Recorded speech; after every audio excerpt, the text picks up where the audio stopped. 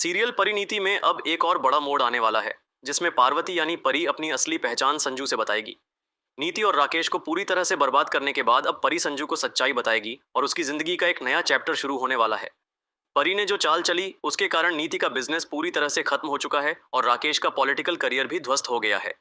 अब संजू धीरे धीरे यह समझने लगता है कि परी ही वह इंसान है जिसने यह सब किया है।